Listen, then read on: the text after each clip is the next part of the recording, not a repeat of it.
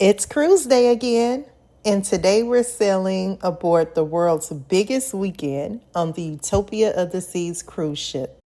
It's KeairaJay Travels, and I'm taking y'all along for Embarkation Day on me and my daughter's first Royal Caribbean cruise, which happens to be the third largest cruise ship in the world.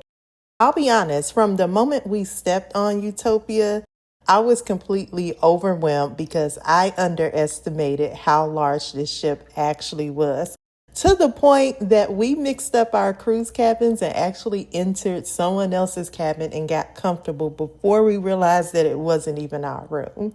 I'll show you everything we did on day one, including the boarding process, exploring some neighborhoods, and what type of activities you could expect on night one, including my disappointment with the highly anticipated aqua show being canceled on night one. If you're planning a cruise on Utopia of the Seas, or you're just curious what Embarkation Day is really like, make sure you consider subscribing because we have a lot to explore on this 3-day cruise. Let's go ahead and hop into Embarkation Day.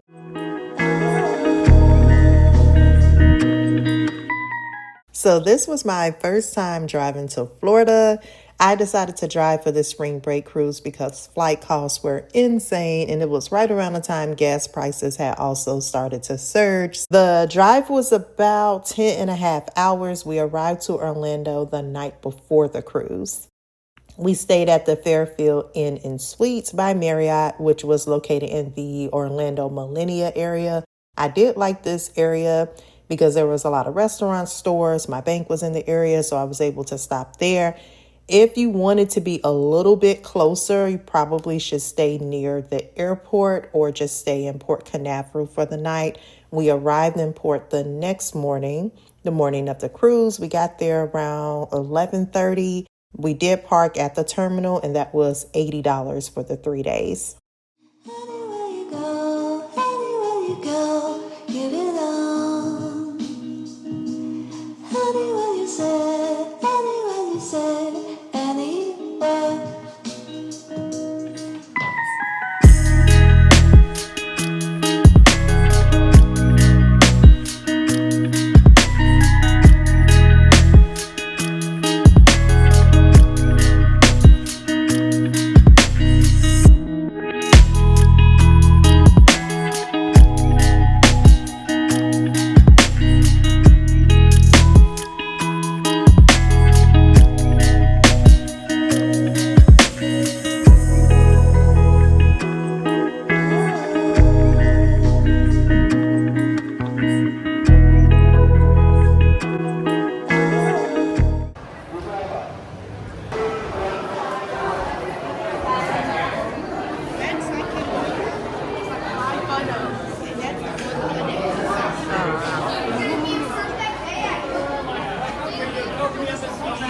Boarding pass ready for security.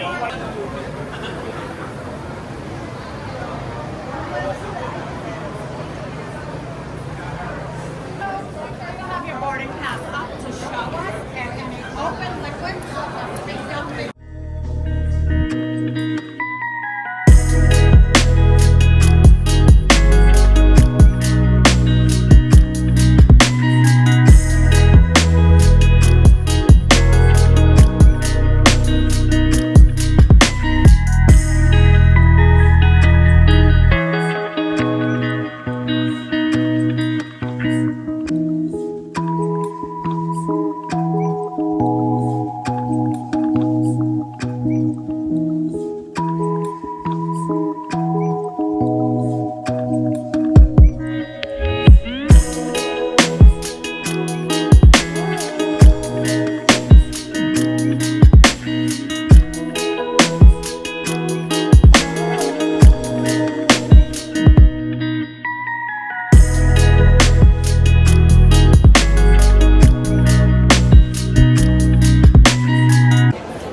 We are all checked in. What time is it?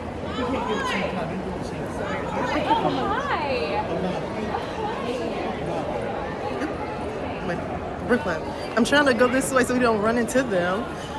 Walking right in front of us. All right, so we are all checked in. It's 11:54. Our check-in time was at 11. But we didn't make it to port until about 11:30. We are checked in and we're about to head on the ship. Ready to start vacation? Okay, she's not paying attention.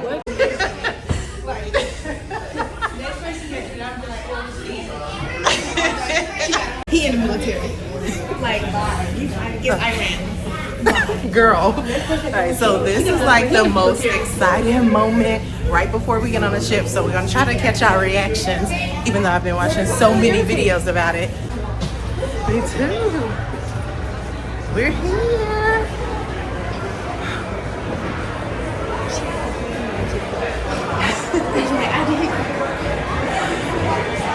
Hello.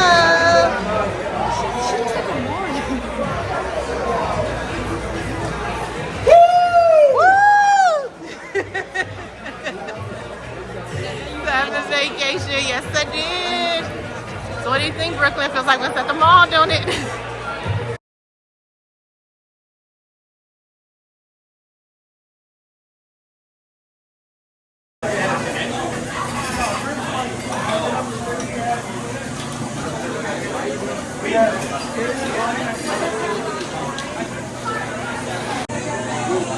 So I just left the Pesky Parrot and we have the first drink of the cruise. It's the Queen's Park something. I'll have to take a look at that. But now we are on our way to Muster, which we should have done that first, but we came in and we were right by the Pesky Parrot, so I decided to go ahead and get a drink. She's back there looking like she's lost. Can you come on?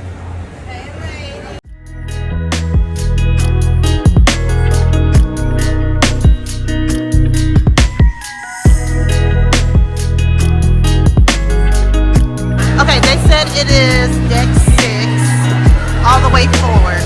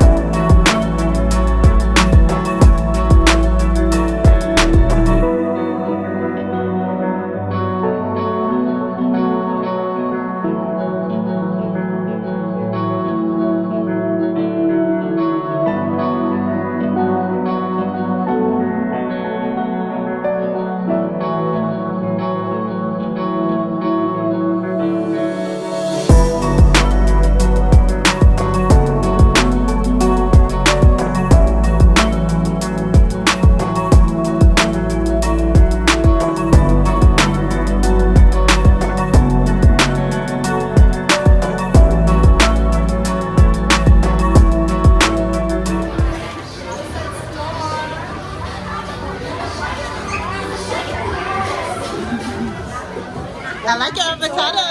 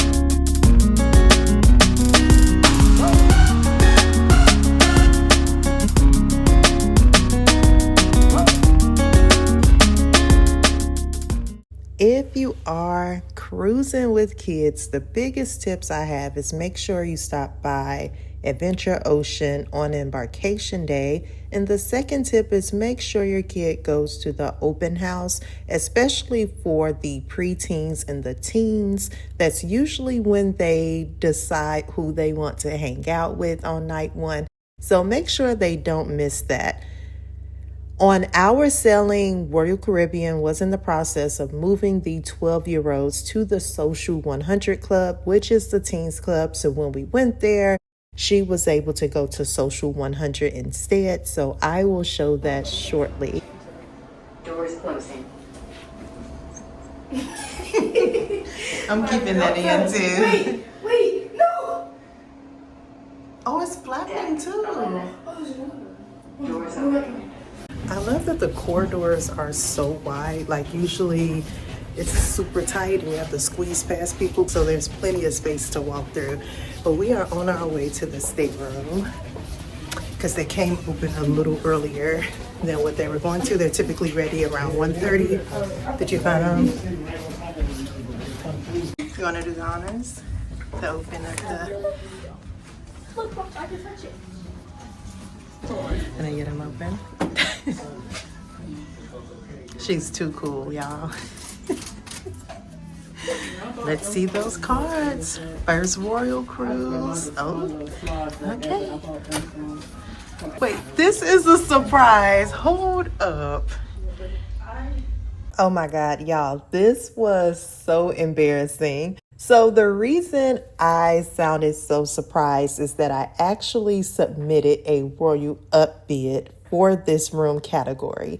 A day or two before the cruise, I got an email stating that my bid wasn't accepted. So I basically mixed up our room numbers. So our cabin was 523 and we ended up at 235. So we were on the correct deck, but on the wrong side of the ship. And I'm guessing as we were walking around looking for the cabin, playing telephone, repeating the cabin number to each other, we transposed where the 5 was, and that's how we ended up in this cabin. Yeah, I did a full walkthrough of the room, explored the spaces, the whole 9. Finally, once that was done, I was like, oh, that's so crazy that they upgraded me anyways. And I went to put my sea pass in my purse. And that's when I looked at the names and I was like, well, who the hell are these people? And I realized that that was not our cabin. I did call down to the room steward for the cabin just to let them know that we entered the cabin and we did use the restroom so they can come back and tidy up again. And then I let them know that I placed the sea passes back outside the room. There we go. It has my name on it. You could have used your band too. They still didn't separate them. Yeah, they didn't. First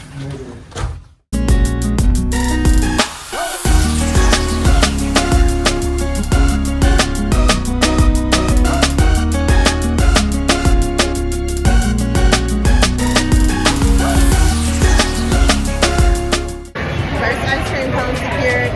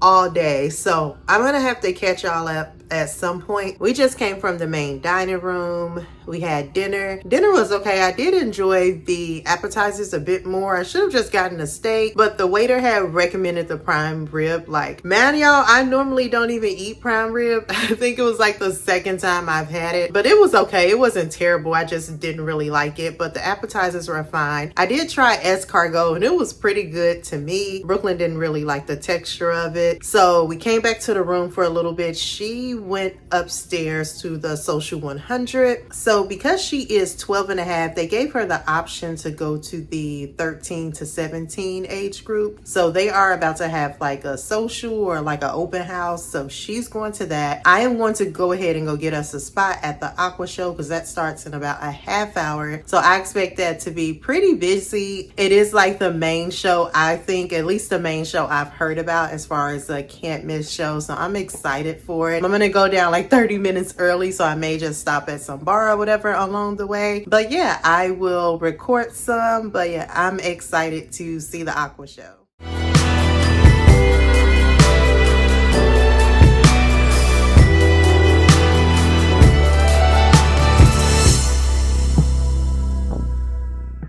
Unfortunately, the Aqua 80 show was canceled, basically due to the conditions of the sea and the speed that we were traveling at. They weren't able to get the pool stabilized enough so that they could safely complete the act. So they did bring the cast out just so we can give a round of applause for them attempting to complete the show. And I know that you understand that as well. But for the rest of the evening, everybody, we have got entertainment everywhere around the ship. I ended my evening at the casino. I did have a small win there. Stopped at Sorrento's for some late night pizza, and then I went to the Royal Promenade for the Bring the Beat Back dance party.